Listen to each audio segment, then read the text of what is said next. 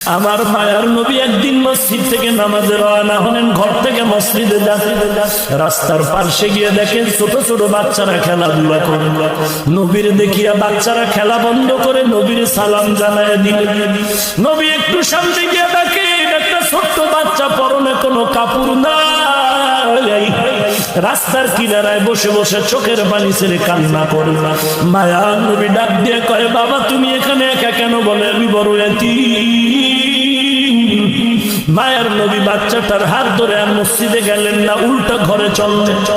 ঘরে গিয়ে কয়, রে আয়েশা, এই বাচ্চাটারে সুন্দর করে গোসল করাইয়া দেও। এ আমার মতে এতিমের মা নাই, বাবা নাই। বাচ্চাটারে আম্মা জান আয়েশা গোসল করাইতে নিয়ে গেলেন। আমার মায়ার নবী একটা চাদর নিয়ে দুইটা টুকরা করলেন। গোসলের পরে বাচ্চাটার একটা উপরে দিলেন, কাপড়ের টুকরা পরনে দিয়া দিলেন। এবার বলে, চলো বাবা নামাজ পড়তে যাই।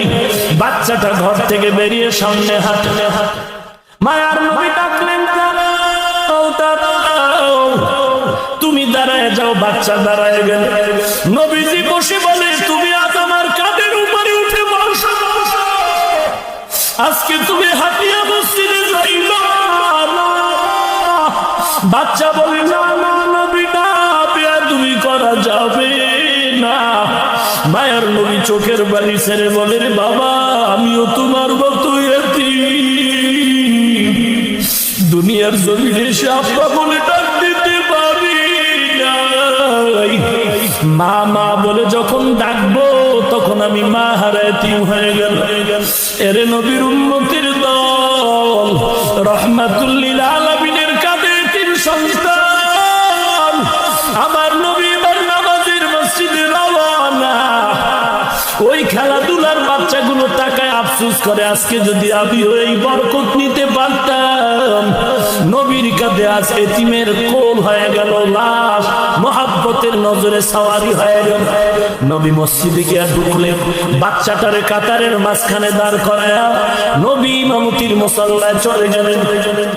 সাহাবায়ে কেরাম অনেক কিছু দেখলেই জায়গা প্রশ্ন করতেন না, একটু দেরি করতেন, অপেক্ষা করতেন। আমার নবী নামাজের ইমামতি করলেন। নামাজের ইমামতির পর আমার নবী এবার মিম্বরে উঠছেন, বয়ান দিবেন। সাহাবায়ে কেরামরা তাকায় আছে। বাচ্চাটাও সাহাবাদের কাতারে বসে গেল।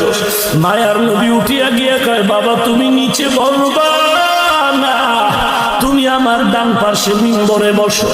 নবী বাচ্চাটারে বসাইয়া ডান হাত মোবারক